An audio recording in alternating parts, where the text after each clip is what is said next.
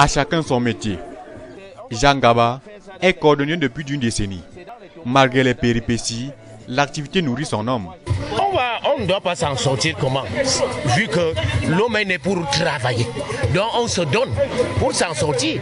Même si on a 500 000 francs, à la maison on peut payer le riz de 300, le lieu de 100 francs. On garde 500.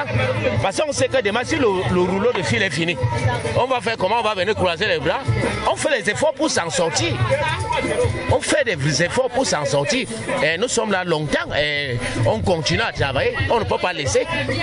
Après la coordonnerie, on peut faire d'autres choses qui peuvent aider, qui peuvent nous aider. Commençons par la coordonnerie. Les difficultés, Jean Gaba le vit au quotidien. On arrive à Ebolova, parfois il n'y a pas le matériel à Ebolova, on continue à Yaoundé. On va venir donc en avoir combien? Et qu'est-ce qu'on va acheter là-bas? Parce qu'il n'y a pas les moyens. On peut aller seulement à Ebolova pour chercher un truc pareil. Une talon ou une semelle. Et on arrive ici, on a payé le transport combien? Alors s'il y a des petits moyens, on paye nos petits matériaux, on met sur place, on monte les chaussures. Nous, on ne se base pas seulement de panache. Nous avons des idées qu'on peut créer nos chaussures. On les vend bien à un bon prix et c'est durable. Vous voyez, on essaie des voitures. Alors qu'il y a des semelles d'origine qui sont là, qui viennent, mais il n'y a pas de moyens. Mais pour dépouiller ça, ce n'est pas du chocolat. Je vous assure, ce que vous voyez là, ce n'est pas du chocolat pour enlever ça comme ça là. Pour le client, le cordonnier est un sauveur. Un franc à 50, tu as une paire bien cirée. Et puis quand la chaussure est trouée avec les mauvaises routes du quartier et les bouts, les consorts, on vient ici, comme vous voyez comment il est entré de travail là. Il doit remettre la chaussure si neuve à un moindre prix. Quelque chose comme 200, 300, il va remettre ça bien.